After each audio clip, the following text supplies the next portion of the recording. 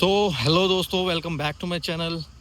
Guys, ये जो गाड़ी है वो हाई राइडर है और हाई राइडर ई वेरिएंट है। ये बेस मॉडल है और जिस हिसाब से मैंने इसमें काम कर रखा है, इसमें ये बेस मॉडल लगती नहीं है। रीज़न भी इनकी जो ब्लैक कलर है वो क्रोम के साथ और नीचे जो एलॉय पे मैंने जो काम कर रखा है उससे काफ़ी ज़्यादा मर्ज हो रहा है।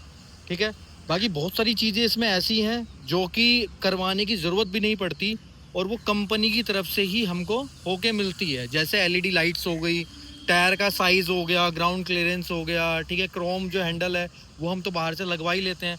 बहुत छोटी छोटी चीज़ें हैं, जैसे बैक साइड का जो आपको एरिया है ये चेंज नहीं करना पड़ता है और उसी तरीके से फ्रंट साइड का जो एरिया है ये भी हमें चेंज नहीं करना पड़ता।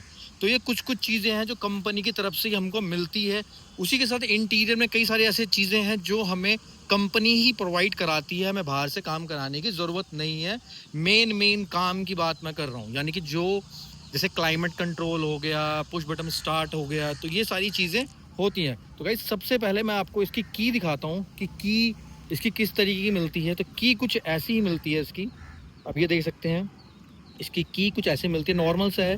इससे आप करते हैं तो अनलॉक होता है, इससे हमारा लॉक होता है। ठीक है, और ये नॉर्मल है, पीछे बैक साइड में बैटरी डलती है और यहीं से ये चाबी हमारी निकल जाती है। ये नॉर्मल सी की है।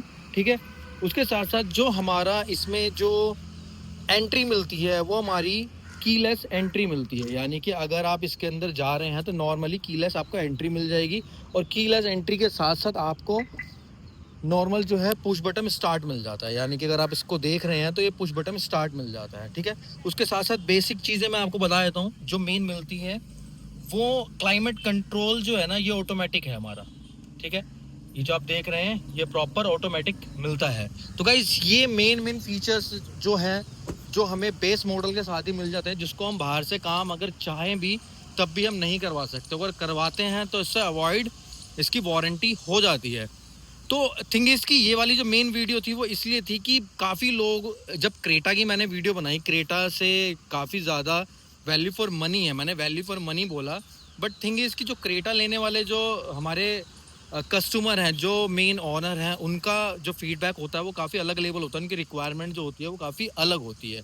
और जो हाई राइडर लेते हैं या फिर ग्रैंड विटारा लेते हैं, मारुति या टोयोटा की लेते हैं, उनकी जो रिक्वायरमेंट होती है वो काफ़ी ज़्यादा अलग होती है। तो मैं किसी भी तरीके से मैं क्रेटा या हाई राइडर का कंपैरिजन नहीं कर रहा हूँ। मैं बस ये बताने की कोशिश कर रहा हूँ कि इसके ऑनर अलग होते हैं और क्रेटा के ऑनर अलग होते हैं। इसका जो इंजन होता है बहुत ज़्यादा मैच्योर रिस्पॉन्स करता है, बहुत ईजिली लीनियर आगे बढ़ता है। और क्रेटा जो होती है वो एकदम टर्बो पुश करता है और कुछ टाइम के बाद ही इंस्टेंट अगर आपको पिकअप चाहिए तो वो प्रोवाइड करता है। ठीक है, मैं पावर की कहीं से कमी नहीं बोल रहा हूँ कि क्रेटा की ज़्यादा है इसकी कम है। अगर किसी को भी थोड़ा सा भी डाउट है कि इसकी पावर कम है और क्रेटा की ज़्यादा है, तो यूट्यूब के ऊपर काफ़ी ज़्यादा ड्रैग रेस है ग्रैंड विटारा हाई राइडर की, आप वो जाके चेक कर सकते हो। उसमें आपको पता लग जाएगा कि इसकी पावर कम है या नहीं है गाइस। तो सिंपल सी चीज़ है। अब मेन जो था, जो काफ़ी लोग मेरे से कह रहे थे कि इसका लेने का मेन रीज़न क्या है जो आप ये वाली गाड़ी आपने ली ओवर क्रेटा। ठीक है, क्योंकि मैंने वीडियो बनाई है, उस पर काफ़ी ज़्यादा कमेंट्स आए और कमेंट्स के बाद जो मुझसे काफ़ी ज़्यादा क्वेश्चन पूछा गया वो यही था कि मेन रीज़न बताओ कि क्या वजह है कि क्रेटा का जबकि फेस लिफ्ट आया है, इसका अभी तक फेस लिफ्ट नहीं आया है, इसको सिर्फ अपडेट करा गया है 6 एयर बैग के साथ। उसके बावजूद भी ये वाली गाड़ी का लेने का मेन रीज़न आपका क्या था गाइज? तो मैं आपको क्लियर सा बताता हूँ कि मेन रीज़न इसका क्या है। सबसे पहले फ्रंट फसाड पे अगर हम आते हैं, तो अगर आप इसका टॉप मॉडल परचेज कर रहे हो तब भी आपको सेम फ्रंट फसाड मिलता है, यानी कि सेम आपको फेस मिलता है, सेम कुछ भी आपको इसमें अलग नहीं मिलेगा, सारी चीज़ें सेम मिलती है। ठीक है, यानी कि टॉप मॉडल अगर आपने ले रखा है तब भी आपको पता नहीं चलेगा और अगर आपने बेस मॉडल ले रखा है तब भी आपको इसमें पता नहीं चलेगा। सबसे पहली चीज़ तो इसके अंदर ये है। ठीक है, दूसरी चीज़, अगर आप क्रेटा का बेस मॉडल लेते हो, मैं बेस मॉडल की बात कर रहा हूँ, अगर बेस मॉडल लेते हो तो आपको फेंडर में यहाँ पे लाइट मिलती है। ठीक है, यहाँ पे लाइट मिलेगी जो कि इंडिकेट करती है पीछे वालों को और आगे वालों को कि हमें किस तरफ मुड़ना है। जो इंडिकेटर लाइट है वो आपको फेंडर में यहाँ पे मिलती है, लेकिन इस वाले मॉडल में आपको अगेन यहाँ पे ही मिल जाती है, नहीं साइड मिरर में मिल जाती है। तो उससे काफ़ी ज़्यादा वैल्यू फॉर मनी चीज़ बन जाती है। अगर कोई भी आप बेस मॉडल ले रहा है तो ईजिली बता देगा ये बेस मॉडल है।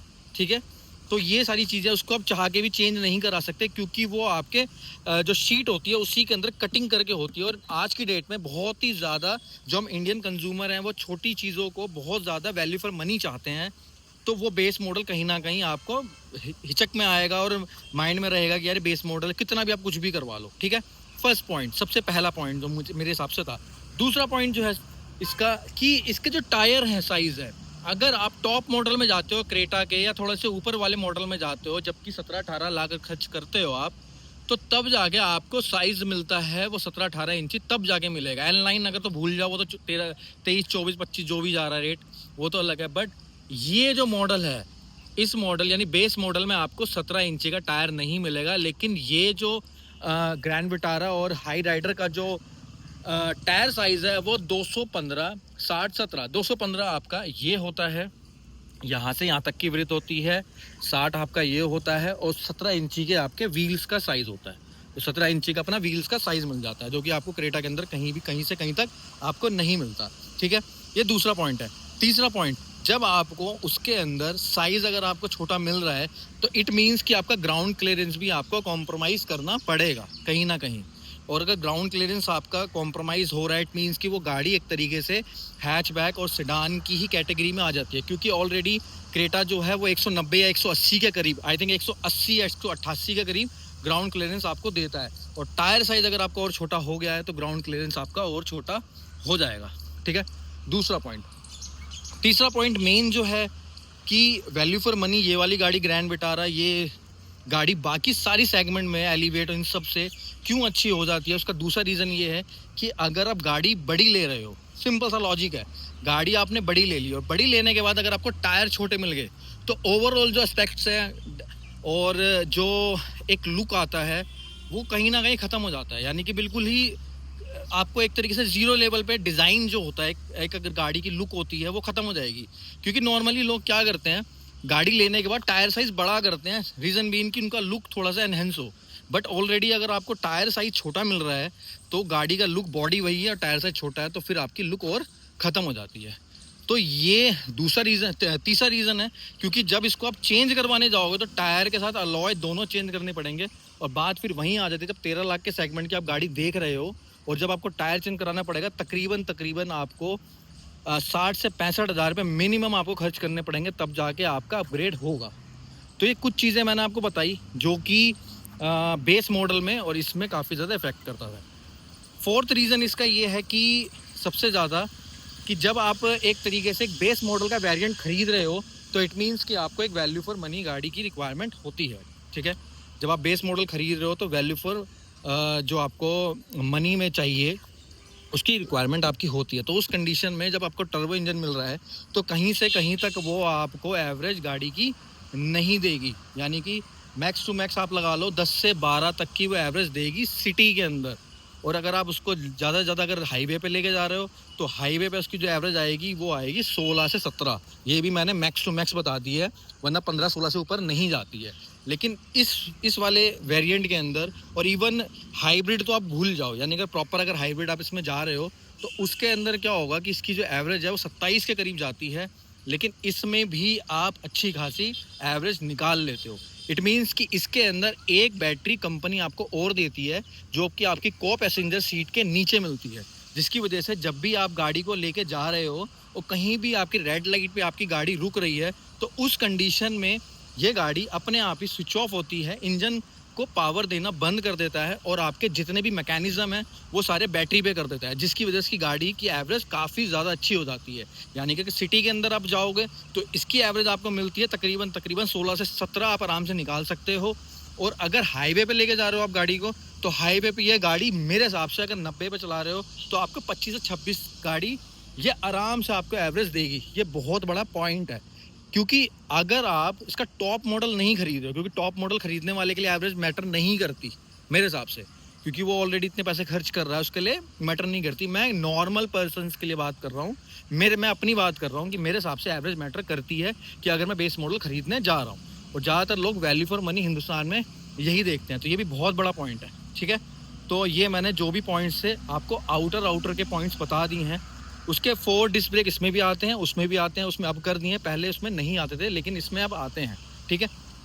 गाड़ी आप कहीं से कहीं तक देखो, आपको बेस मॉडल कहीं नहीं लगेगी, ठीक है। ये बेस मॉडल गाड़ी आपको कहीं से कहीं तक नहीं लगने वाली, ठीक है। अब सबसे मेन पॉइंट जो आता है, ठीक है, मैंने 4 पॉइंट आई थिंक आपको बता दिए हैं। मेन पॉइंट आता है, वो आता है ये, यानी कि अगर आप हाई राइडर और ग्रैंड विटारा का अगर बेस मॉडल आप लेने भी जा रहे हो, तो उस कंडीशन में भी जो आपको की मिलती है वो मिलती है आपको ये वाली, ठीक है।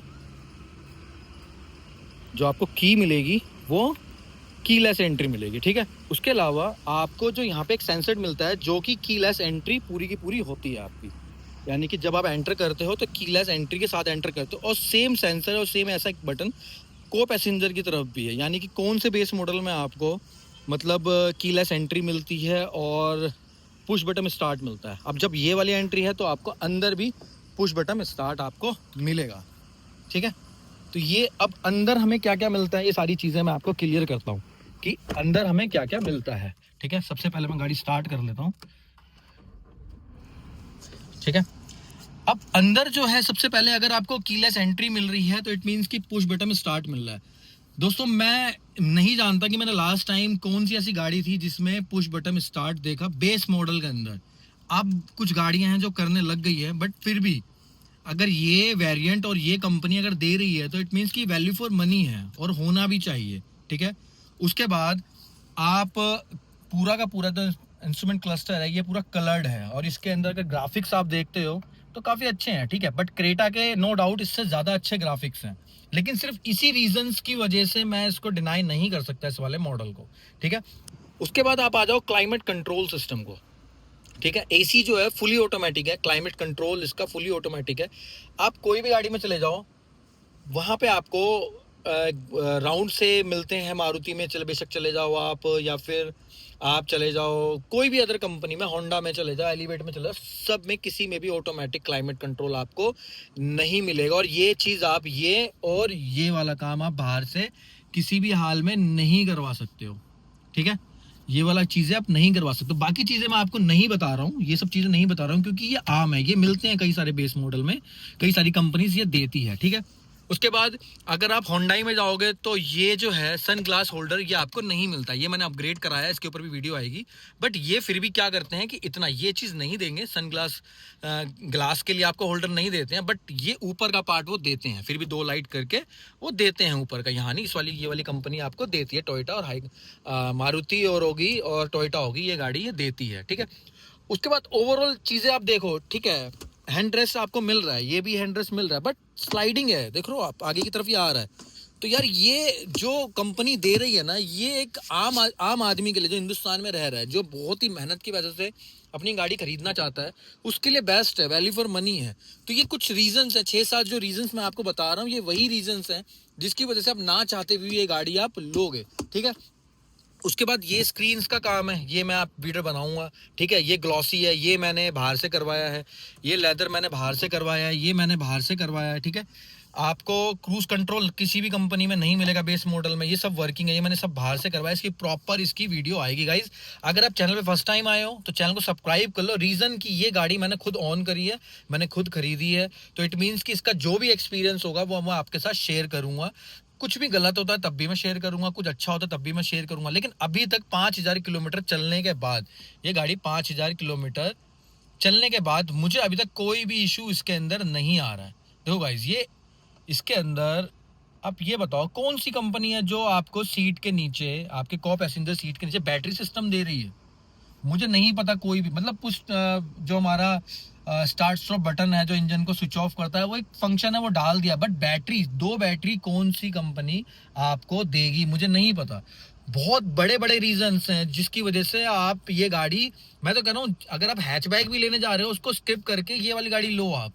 उसका रीजन है, अगर हैचबैक का टॉप मॉडल लेने जा रहे हो तब जाके आपको पुश बटन में स्टार्ट मिलता है। एक बैटरी मुझे नहीं पता मिलेगी नहीं मिलेगी, मारुति से अगर अलग जा रहे हो, टोयोटा से अलग जा रहे हो तो उसमें नहीं मिलेगी। उसके बाद क्लाइमेट कंट्रोल आपको कौन मिलता है। इवन ब्रेजा में भी अगर आप जा रहे हो, ब्रेजा का VXI मॉडल में जाओगे आप, जो कि आपको तकरीबन 1180 करते करते 12 लाख रुपए ऑन रोड पड़ता है, उसमें जब जाके ये मिलेगा, और उसके अंदर भी आपको पुश बटन स्टार्ट नहीं मिलेगा।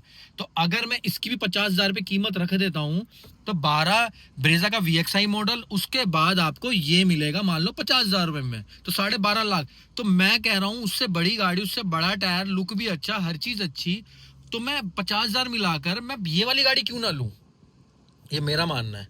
ठीक है दोस्त, उसके बाद पीछे आप देख रहे हो तीनों में हेडरेस्ट है, ठीक है, बीच में हैंड रेस्ट है, बहुत अच्छा मतलब ऑप्शन है। तो गाइज ये सारी ओवरऑल जो चीजें थी जिसकी वजह से मैं आपको क्रेटा के इवन जितना भी इसमें वेरिएंट में आ रहा है, इवन आपका कर्व आ रही है, कर्व के बाद ग्रैंड विटारा बेस मॉडल में सिर्फ व्हाइट कलर आपको मिल रहा है, ठीक है, ग्रैंड विटारा आ रही है, कर्व आ रही है, उसके बाद एलिवेट आ रही है, सेल्टोस आ रही है, क्रेटा आ रही है, उसके बाद कोशाक है, टाइप गून है, जो भी गाड़ी, जो भी इसमें व्हीकल आ रहे हैं, ये सारे के सारे व्हीकल जो हैं, ये मेरे हिसाब से इससे ज़्यादा वैल्यू फॉर मनी कोई भी नहीं है। हाँ, कुछ लोग अगर ये भी बोलते हैं भाई उसका इंजन बहुत पावरफुल है, तो दोस्त मैं आपसे सिर्फ इतनी रिक्वेस्ट करूंगा, आप जाओ और जाके इसकी ड्रैग रेस जो है वो एक बार आप देख लेना कि कौन सी पावरफुल है। इवन क्रेटा टर्बो है और नेचुरल स्पिरिटेड 1500 सीसी का इंजन है, ठीक है, आप फिर भी देख लेना, आपको उसका आंसर मिल जाएगा।